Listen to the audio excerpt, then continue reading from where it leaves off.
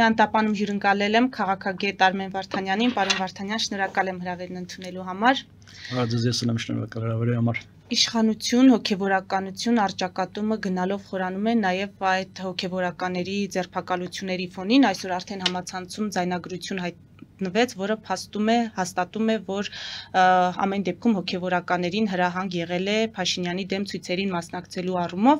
Ունենք նաև հանդիպման մասին տեղեկություն, Կիլիկիո Արամ առաջին կաթողիկոսի պատվիրակն է վարչապետի հետ հանդիպել, նաև արծարծել է հոգևորականների ձերբակալության հարցը։ Ես մեջ բերեմ այնինչ փոխանցել է պատվիրակը վարչապետին, Արամա կաթողիկոսը ընդգծել է եկեղեցի պետություն առողջ հարաբերությունները վերականգնելու անհապաղ անհրաժեշտությունը, ընդգծել, որ ազգի բարձրագույն շահերը պահանջում են ամուր եւ համագործակցային գործընկերություն հայ հասարակության այս երկու հիմնարար սյուների միջև։ Հիմա ընդհանուր առմամբ այս առճակատման մասով ինչ կարող եք ասել եւ այս հարաբերությունների առողջացումը երկու կառույցների միջև, որ դեպքում հնարավոր կարելի է համարել հնարավորությունը առողջացման ինչպես է գնահատում։ Այս առճակատումը վաղուց է, վերջին մի քանի տարիներին է նկատվում եւ կարծում եմ այժմ կողմերը հասել են անդառնալիության կետին կամ անցել են այդ անդառնալիության կետը, որովհետեւ երբ որ իշխանությունները արդեն այսպիսի ծայրահեղ քայլեր են գնում, ուրեմն այլևս կոմպրոմիսի գնալու շանսերը շատ նվազել են։ Իսկ դա երևի թե սկսեց հենց 2018 թվականի հեղափոխությունից հետո։ Ընդհանուր առմամբ Նիկոլ Փաշինյանի որոշ բաներ դուր չէին գալի քայլեր եկեղեցականներին։ Ես հիշում եմ, որ Միքայել Սրբազանը իր հարցազրույցներից մեկում ասել էր, որ իրենց առաջին հանդիպման ժամանակ Նիկոլ Փաշինյանը պահանջել է կամ առաջարկել է, այսպես ասեմ, բարեփոխումներ անցկացնել եկեղեցում, ինչը բնականաբար սրերով է ընդունվել եկեղեցում, որովհետև եկեղեցին ամենապահպանողական կառույցն է, այնտեղ չկան ժողովրդավորական մեխանիզմներ, այնտեղ գործում է ուղղահայացը, եւ դարերով այնտեղ բարեփոխումներ չեն եղել ընդհանուր առմամբ։ Եվ Նիկոլ Փաշինյանը մտել է մի դաշտ, որը նրանց դուր չի եկել։ Ես չեմ ասում, բայց ինչու դուր չի եկել, այսինքն եկեղեցին ինչու պետք է դիմի բարեփոխումների։ Ազդեցությունն է կրճատվում, ազդեցության այդ գոտիներն են կրճատվում։ Եթե հիշում եք, նախորդ իշխանությունների ժամանակ եկեղեցին բավականին արտոնյալ կարգավիճակում էր։ Ես հիշում եմ Այբ դպրոցի այդ հոգաբարձուների խորհրդի նախագահներ կարծեմ, որ նաև համատեղությամբ Սերժ Սարգսյանի խորհրդականներ պետական բյուջեից $1 միլիոն ամեն տարի ինչ-որ նվիրատվություններ կարողանում լոբինգ անել եւ ստանալ։ Բազմաթիվ եկեղեցականները ստանում էին, այսպես եկեղեցին ընդհանուր առմամբ ստանում էր հող, գույք, տարբեր տեղերում, քաղաքի լավ մասերում, բավական արտոնյալ կարգավիճակում էին եւ ընդհանուր առմամբ, եթե այսպես նայենք, երևի թե սա նաեւ ինչ որ առումով պայքար է ազդեցության համար, ազդեցության կրճատման համար։ Ինչ որ առումով դա նաև բնական է, երբ որ ունենում է մարդը մեծ արտոնություններ եւ գալիս է մեկը, որ այդ արտոնությունները կտրում է, անմիջապես ճշնամական վերաբերմունք է ձևավորվում այն մարդու նկատմամբ, որ կտրել է իր արտոնությունները։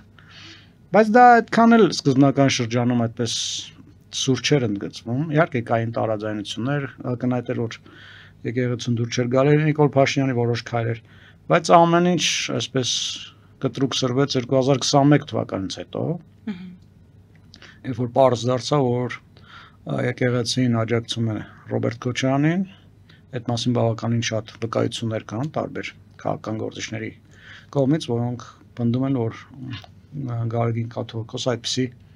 նեղ շրջանակներում այսպիսի հայտարարություններ արել։ Եվ նաև գագաթնակետ, այդ լարվածության գագաթնակետը իմ կարծիքով Բագրատ Սրբազանի կողմից քաղաքական շարժում նախաձեռնել էր, որը ենթադրում էր Նիկոլ Փաշինյանի հեռացում այդ պաշտոնից։ Ես կարծում եմ հենց դրանից հետո արդեն վերջնականապես կողմերը հասան անդառնալիության կետին եւ այլևս հասել ենք մի իրավիճակի, որ կոմպրոմիսը չի նկատվում, չի նշмарվում։ Դուք ասացիք իշխանությունը գնաց ծայրահեղ քայլերի։ Սա նշանակում է հաստատել եկեղեցու այն մեղադրանքը, որ սրանք այս գործողությունները տեղավորվում են իշխանական ճնշումների ներքո։ Սա ինչու եմ հարցնում, որովհետև եթե իշխանություններին հարցնենք, ասեն հայտարարություն է եղել, որի հիման վրա կազմակերպությունը դիմել է դատախազություն, ավելին Փաշինյանն ասում էր օրենքից դուրս ոչինչ չի կատարվում, ես դա բացառում եմ, եւ հիմա իշխանությունը կասի ինչ ճնշումների մասին է խոսքը, եթե եղել է հայտարարություն եւ դատախազությունը որպես պատկան մարմին գնացել է այդ հայտարարության հետևից։ Այս հարցը երկու տեսանկյունից կարող ենք նայել։ Մեկը դա կոնյունկտուրան է։ Ես վստահ եմ, եթե հարաբերությունները լարված չլիներ, եկեղեցի իշխանություն, մատների արանքով էին նայելու։ Ընդամենը մեկ պարզ օրինակ, Միքայել Սրբազանը, երբ որ հայտարարություն էր արել, ես ինքս իմ մեջ ասում եի, այս մարդին չէր խոսում, ակնհայտ բացահայտ հեղաշրջման մասին էր խոսում։ Բայց այդ ժամանակ որևէ մեկը քրեական գործ չարուցեց, քննչական մարմինները մոռացան, աշկի, այսպես ասեմ, թեթև նայեցին, հետո որոշ ժամանակ հետո նոր հիշեցին, որ ժամանակին Միքայել Սրբազանը այս բանն արել է, այսպես հայտարարությունը նոր գործ արեցին։ Այսինքն իհարկե ակնհայտ է, որ իշխանությունը լա, իշխանությունը քննչական մարմինները, ես քննչական մարմիններին չեմ տարբերում իշխանությունից, որովհետև ակնհայտ է, որ քննչական մարմիններն էլ բավականաչափ անկախ չեն։ Եվ նրանց ինչ որ մեկը ամենայն ընդհանրել է վարչապետը ուղղորդում է, այո։ Եվ կոնյունկտուրով են շարժվում։ Եթե այդ պահին պետք է, կարող են աշկ փակել։ Իսկ եթե պետք չէ, կարող են օրենքը կիրառել նաև նրանց նկատմամբ։ Ես էլ եմ ասում, կկրկնվեմ եւս մեկ անգամ, ես վստահ եմ, եթե հարաբերությունները այսքան սրված չունեին, անվերադառնալիության կետին հասած չունեին, էլի մատների արանքով էին նայելու Միքայել Սրբազանի հայտարարությանը։ Նույն նաև այս հայտարարությունն է, այս վերջին իրադարձությունները։ Օրենքով եթե էլի իրենք այսպես գնացին այն բանին, երբ որ արդեն այսպիսի նախադրյալներ կային, բայց եթե պետք լիներ չէին գնա իրանք այդ քայլին։ Իշխանությունը, այսինքն նայում է տվյալ պահին, միշտ չի որ բնականաբար օրենքով է շարժվում։ Սա որևէ մեկի համար գաղտնիք չէ, եւ որ պահին պետք է օրենքը աշխատացնում, պետք չի չեն աշխատացնում։ Պարոն Վարդանյան, մենք ունենք Մայրաթորի արձագանքը այս ձայնագրության հետ կապված, փորձեմ ամբողջովին կարդալ։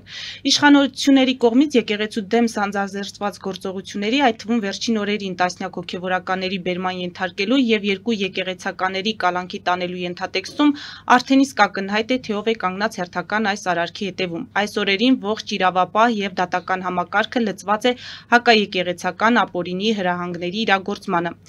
Ամենայն հայոց կաթողիկոսին վերագրվող նման արտահայտությունների շրջանառման նպատակն է վարկաբեկել եւ թշնամանք հարուցել եկեղեցու եւ եկեղեցականների նկատմամբ եւ վերջաբանը հեռախոսային խոսակցությունների գաղտնիության խախտումը ինքնին հանցագործություն է եւ առանձին թեմա, որին իրավապահ մարմինները հույս ունենք, որ համարժեք արձագանք կտան։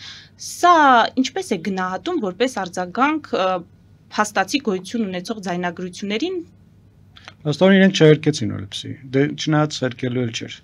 այնպես չի որ այսպես կտրտված կամ ինչ-որ արհեստական բանականությամբ ստեղծված խոսակցությունը, ձայնագրությունը իրական էր, կարծում եմ, չնայած դրա մասնագետը չեմ, էլի հարցը երկու մասի կբաժանենք, իսկ մյուս մասը այդ ձայնագրության օրինականության հարցն է, այստեղ ես չեմ կարող պնդումներ անել, արդյոք դատանի կողմից ունեցել են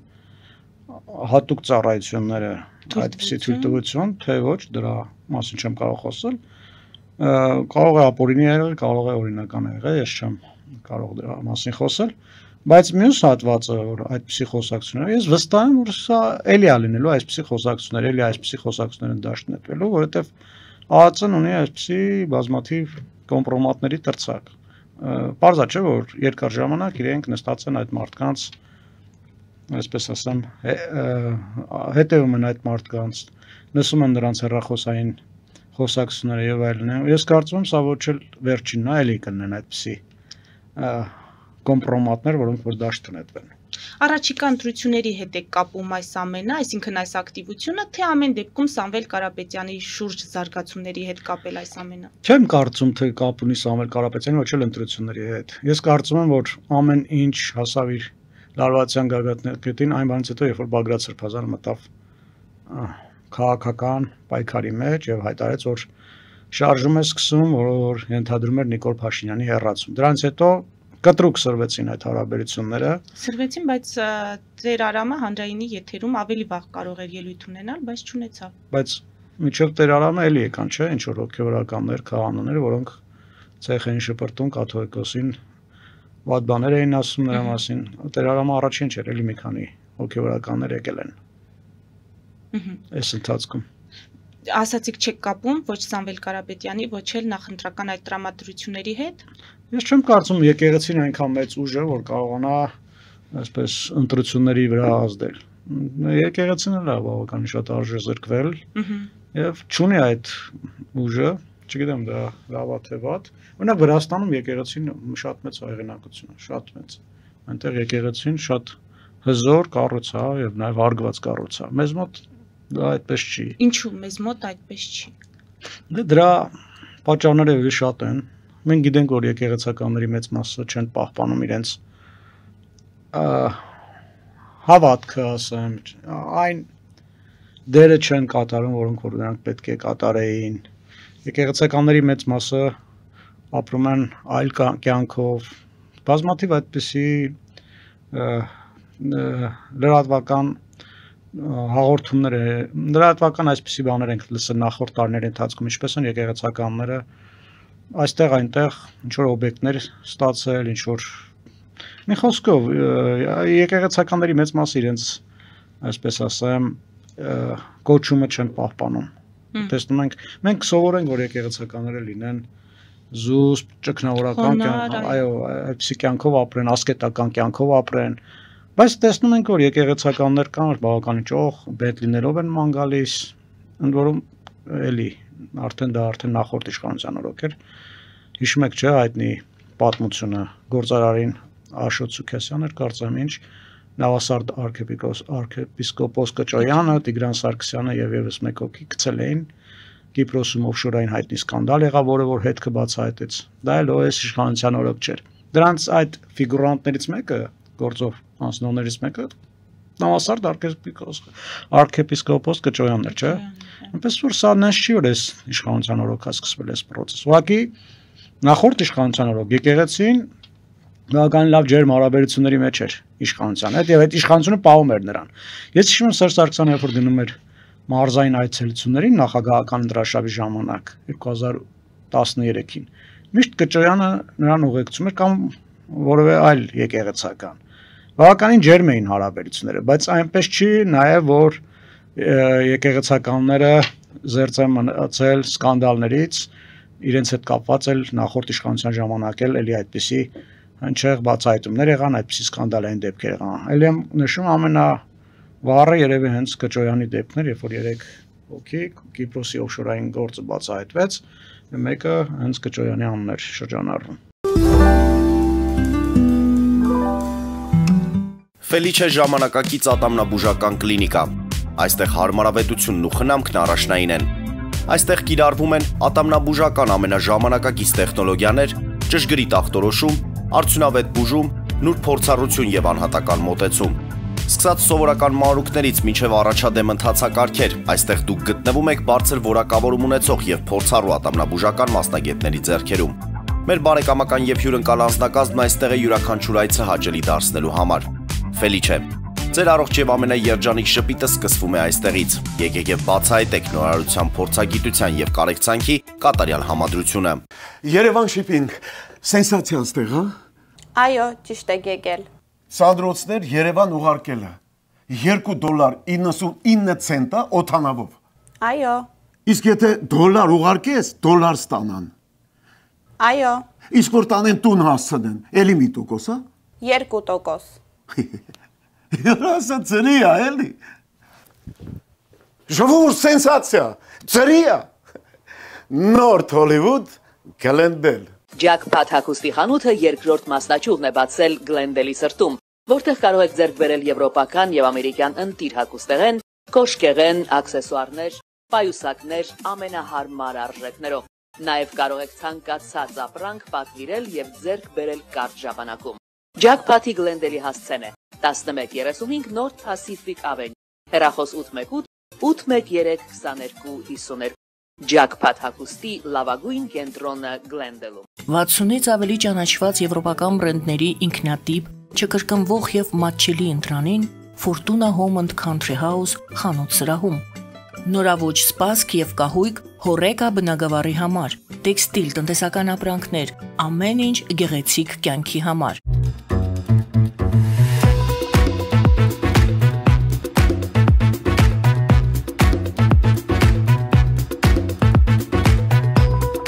Արարատ ռեստորան, ընտանեկան եւ ընկերական ժամանցի լավագույն հասցե, սիրված արտիստներ, հյուրընկալ մթնոլորտ, հարուստ ճաշացան, անմահական խորտիկներ, Արարատ ռեստորան, հասցեն անփոփոխ, սիրով սպասում ենք ձեզ։ Լավագույն պաղպաղակ, բնական, համեղ եւ մատչելի գներով պաղպաղակը կարող եք ձեռք բերել բոլոր հայկական խանութներում։ Պահանջեք հայկական պաղպաղակ, Թամարա պաղպաղակ։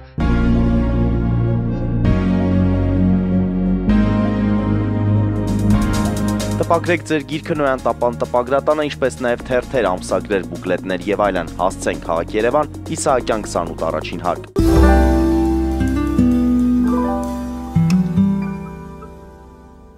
Պարոն Վարդանյան, հոգևորականները պետք է սերտ կամ ջերմ հարաբերություններ կամ առանձնահատուկ հարաբերություններ ունենան օրվա իշխանությունների հետ, թե հանրության հետ։ Գիտեք ինչ, ըստես հարցը միշտ մեր մոտ էլի տարբեր կերպ է նայվում։ Ես կարծում եմ նրանք պետք է դուրս չգան իրենց լիազորություններից, այն լիազորությունից, որոնք որ նախատեսված են նրանց համար Հայաստանի Հանրապետության սահմանադրությամբ։ Ստե էլի նուրբ պահ կա, երբ որ ասենք մարտի 1 էր լինում եւ այլն, ընդդիմությունը մեղադրում էր հոգևորականներին, որ չեն եկել, չեն փորձել այդ արյունայղությունը կանխել եւ այլն։ Այո, հանրային համերաշխություն։ Միշտ մեր եկեղեցուց բողոք եղել է։ Պիտի ասեմ, որ նաեւ հակառակ բանն էլ կա միջազգային բանում, պրակտիկայում, այնպես որ չպետք է երկու կողմ, չպետք է միակողմանի նայենք, պետք է նաեւ երկու կողմանի նայենք։ Օրինակ, Իսպանիայի կաթոլիկ եկեղեցին բավականին լուրջ դեր ստանձներ ժամանակին գեներալ Ֆրանկոյի բռնապետական ռեժիմը տապալելու հարցում։ Մեզ մոտ, քանի որ սահմանադրությամբ կա եկեղեցու, այսպես գծված են եկեղեցու գործունեության շրջանակները, նրանք չպետք է այդ շրջանակներից դուրս գան, իմ կարծիքով։ Պետություններ չպետք է խառնվեն նրա գործերի մեջ եկել։ Ցավոք, թե մյուսը իշխանազանցել են շատ հաճախ իրենց լիազորությունները, իրենց իրավունքները ավելի են այսպես ասում, գերազանցում են իրենց իրավունքները եւ ունենք այն, ինչ որ ունենք, բայց ել եմ ասում, եկեղեցին լուրջ, այո, բարեփոխումների կարիք ունի։ Հիմա կա այնտեղ, ես չկան գիտեմ, ինչ որ հանձնաժողով, որոնք որ քննարկում են տարբեր եկեղեցականների պավալ, բայց հանձնաժողովի ղեկավարը նախագահը ուղիղ նշանակվում է կաթողիկոսի կողմից։ Եվ այն դեպքերը, որոնք որ հենց իրենց համար այդքան էլ հաճելի չէ, բնականաբար այդ գործերին ընթացք չեն տա։ Իսկ այն հոգևորականների դեպքում, որոնք որ ընդդիմադիր են, որոնք որ կամ առնվազն հրաժարվում են, կամ ինչ որ բաներում չեն, այսպես չեն ենթարկվում, նրանց հանդեպ տեսնում ենք, որ այսպես խիստ պատժամիջոցներ են լինում, կարգալուց են արվում եւ այլն, հետո այդ մարդիկ դառնում են ընդդիմադիր, գնում են իշխանական եւ ոչ իշխանական լրատվամիջոցներով բացահայտումներ են անում եւ դրա համար ունենք այս վիճակը, այնպես որ այո, կարծում եմ եկեղեցին պետք է սկսի բարեփոխական շարժում։ Իշխանությունները մի հարցում էլի ճիշտ են, որ մեր կաթողիկոսը ցավոք սրտի չունի լեգիտիմություն, նաև լեգալության խնդիր ունի։ Ես մի փոքրիկ գաղտնիք բացեմ, որը որ ես եմ տեղյակ, ինչքան որ ես գիտեմ։ Այս կաթողիկոսը Գարեգին II ժամանակին, երբ որ ընտրվել է կաթողիկոս, ինչքան որ ես եմ տեղյակել եմ պնդում, էլ եմ շեշտում, ես չեմ կարող արտոկոսով պնդել, բայց իմ լսածով ժամանակին 99 թվականին Հայաստանի բյուջեում շատ լուրջ ճեղքվածք է եղել, դեֆիցիտ է եղել եւ ազգային բարերար Լուիս Սիմոն Մանուկյանը համաձայնել այդ գումարը վճարել, այդ մի քանի միլիոն դոլարը, պայմանով որ կաթողիկոս պետք է ընտրվի իր հովանավորյալ կամ իր այդ, այսպես ասեմ, սերտ հարաբերությունների մեջ գտնվող Գարեգին կաթողիկոս։ Դե ընտրություններն էլ իշխանությունը ոնց ուզե բնականաբար անց է կացրել եւ այսպեսի իրավիճակ է ստեղծվել։ Դրա համար, այո, այս իրավիճակից դուրս գալու միակ երկնն է, որ լուրջ բարեփոխումներ անցկացվի եկեղեցում, որովհետեւ բոլոր կառույցները որպես կանոն փորձում են ինչ-որ բարեփոխումների գնալ, փորձում են ավելի արդիականանալ, փորձում են ավելի մեծ լեգիտիմություն ստանալ։ Եկեղեցին այս հարցում բավականին բացի նրանից որ պահպանողական է, նաև սրերով է ընդունում ցանկացած փորձ, որը որ ենթադրում է որոշակի բարեփոխումներ, որոշակի ռեֆորմներ։ Դրա համար այս վիճակին ենք հասել։ Դրա համար երբ որ Նիկոլ Փաշինյանը հենց առաջի իրենց հանդիպման ժամանակ ըստ Միքայել Սրբազանի պահանջել է կամ առաջարկել է, չասեմ պահանջել է, այդպիսի բարեփոխումներ անցկացնել, իրենց մոտ միանգամից այն առաջի հանդիպումից ոնց որ չի ստացվել։ Սկսել են արդեն ճշնամական հարաբերություններ ձևավորել։ Իհարկե չեմ կարծում հենց միայն դրանով է եղել։ Հետագայում էլ ինչ-ինչ բաներ եղել են եւ այդ տարբեր կաթիլները լցվել են եւ այսպիսի իրավիճակ է ստեղծվել։ Դուք չկապեցիք ընթացիկ զարգացումները ընտրությունների հետ, բայց Պոլսո հայոց պատրիարքի խոսքերով գալիք ընտրությունների արդյունքները վճռորոշ կլինեն կառավարություն եկեղեցի ճգնաժամի հանգուցալուծման համար։ Խնդիրը Հայաստանի ճակատագրական կողմնորոշվելու կետն է։ Ռուսամետ, հակառուս լալու որոշումը պետք է տա հայ ժողովուրդը։ Ասել է նա։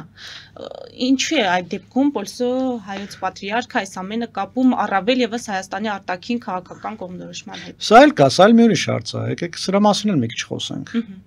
Տեսեք ինչ է կատարվում Ուկրաինայում։ Բազմաթիվ եկեղեցականների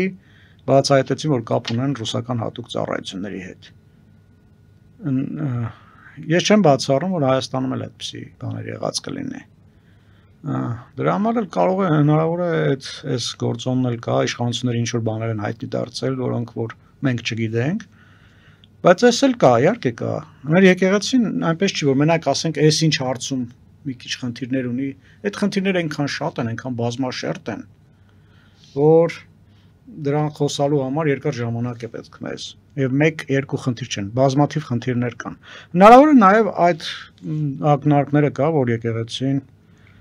ինչ որ պրոռուսական կողմնորոշում ունի, ես չգիտեմ ինչ է ակնարկում այդ պաշտոնյան,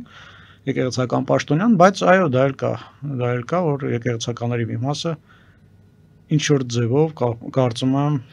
կապված են։ Ինչը պետք է դրդի նրանց կապվել այդ ռուսական հատուկ ծառայությունների հետ։ Նրանք հավաքագրվում են ակամայից։ Ձեր տպավորություն իհարկե հասկանում եմ, որ հստակ տեղեկություն է պետք, բայց ամեն դեպքում փորձենք որպես նաև շարքային քաղաքացի։ Տարբեր ձևերով կա։ Պետք է հայ հոգևորականը շահագրգռված լինի, որպեսզի Հայաստանը լինի ռուսամետ կամ ռուսական կողմնորոշում ունենա, կամ ավելի ծայրահեղ գնահատական լինի Ռուսաստանի հետ միութենական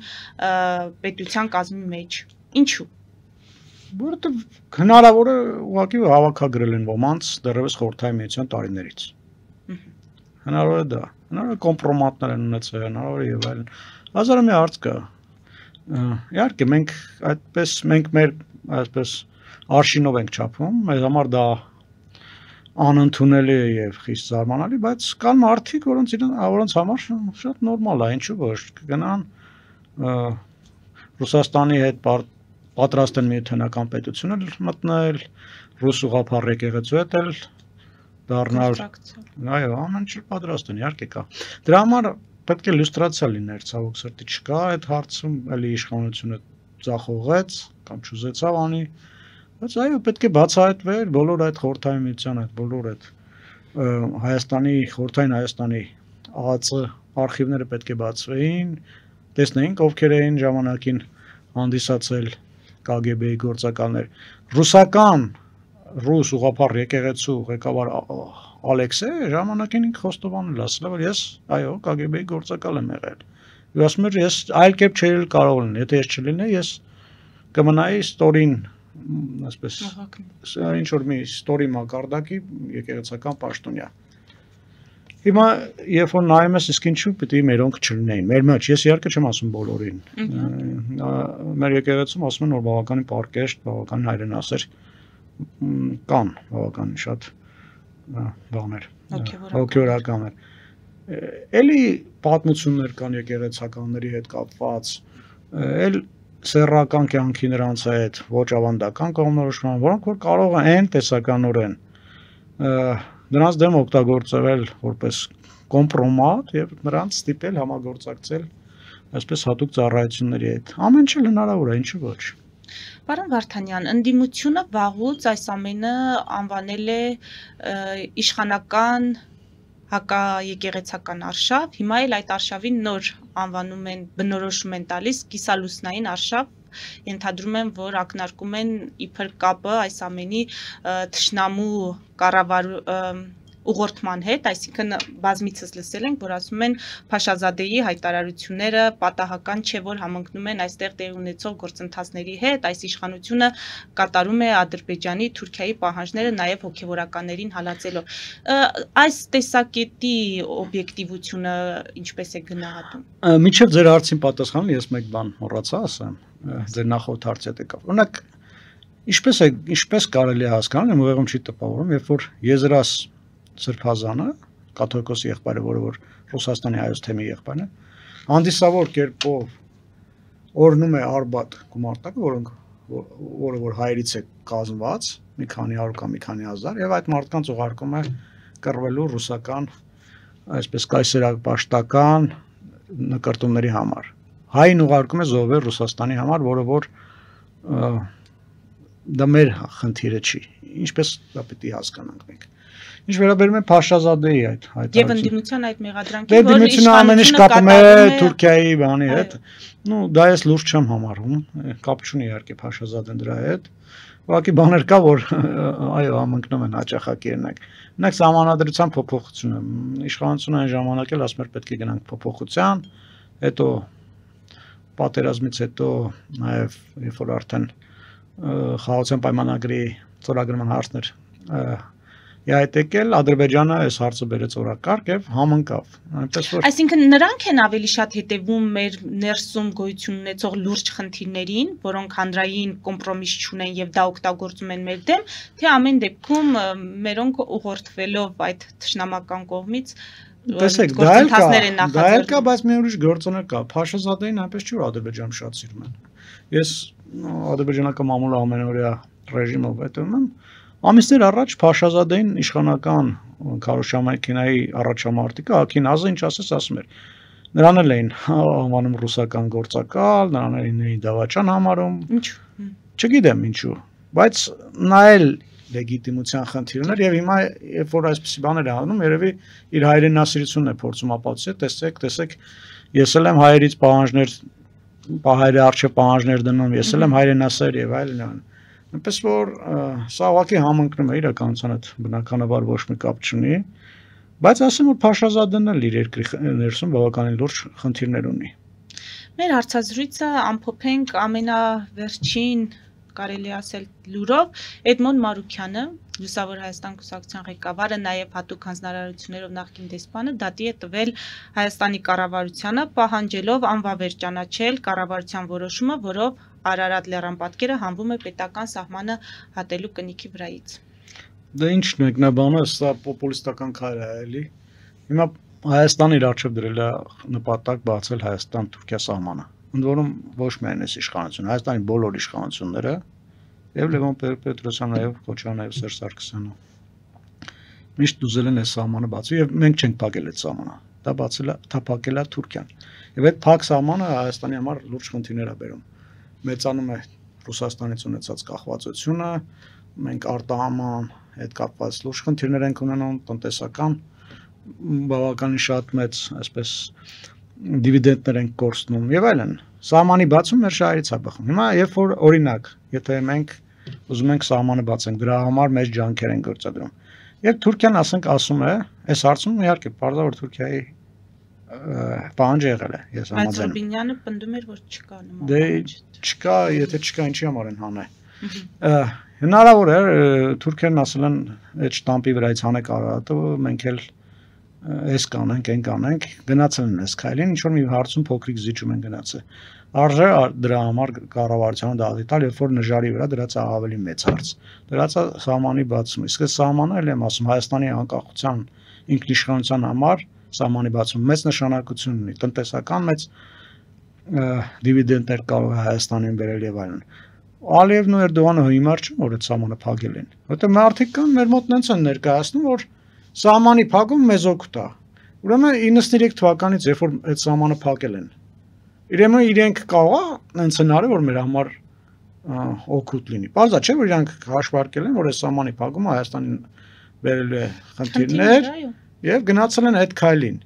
Մենք էլ մեր խնդիրն են, որ գնանք այդ սահմանի բացման եւ մեր դիվանագիտության ամբողջ այս խնդիրը այս տարիների ընթացքում է եղել, որը չի հաջողվել։ Ամեն դեպքում ասացիք պոպուլիստական քայլ է, ինչ նպատակ է, ինչ խնդիր է լուծում Դա այն բերելու երևի։ Էլի նախընտրական տրամաբանության մեջ, այո, հիմա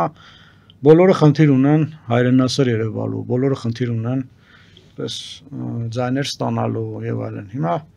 նույն իմիջիալու ժամանակին այս իշխանություններ անում, երբ որ ընդդիմություններ, պես չի որ իրենք ժամանակին այդպես չեն եղել։ Իրենք էլ այնպեսի բաներից են, հիշում եք, Պապիկյանը դնում էր Աղդամում նուռեր վերցնում եւ ասում էր Աղդամի իմ հայրենիքն է։ Հիմա այլ այդ մասին բնականաբար չեն խոսում։ Ալեն Սիմոնյանը եթերներով ովքեր որ փողզիչումներից էին խոսում, դավաճաներ համարում եւ այլն եւ այլն։ Իրենք էլ են տենց եղել, իրենք էլ են պոպուլիստական ճանապարհով գնացին, այլ Էդմոն Մարուկյանն էլ բացառություն չի։ Կաշխատի, բայց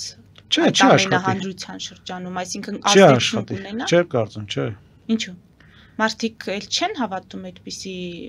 Գիտեք, այդ տենց հայրենասիրության այդ մոդելին ասած։ Այնքան անողներ կան տենց։ Բոլորն էլ այդ գծի վրա են կարելի ասած բացի իշխանությունից։ Այնպես որ մեր դեպքում Մարուկյանը մենակ ինքը չի։ Շատ է դա նաև ընտրողի վրա մեծ ազդեցություն չի թողում։ Ընտրողը այսօր այլ պահանջներ ունի, այլ, այսպես ասեմ, քաղաքական մոտիվացիաներ ունի։ Տնտեսական խնդիրներ, սոցիալական, անվտանգային եւ այլն։ Ընտրողի համար ինչ կապ ունի Հայաստան-Թուրքիա սահմանի մտնելիս է շտամպի վրա Արարատի պատկերը կա թե դա ոչ մեկին մեծ հաշվով չի հետաքրքրում։ Այսօր ընտրողները պիտի նաև սա սոցիոլոգիայի, քաղաքական սոցիոլոգիայի տեսանկյունից է որ նայես, պիտի քաղաքական ուժերը նայեն թե ընտրողը ինչպիսի պահանջմունքներ ունի եւ ըստ այդմ շարժվեն։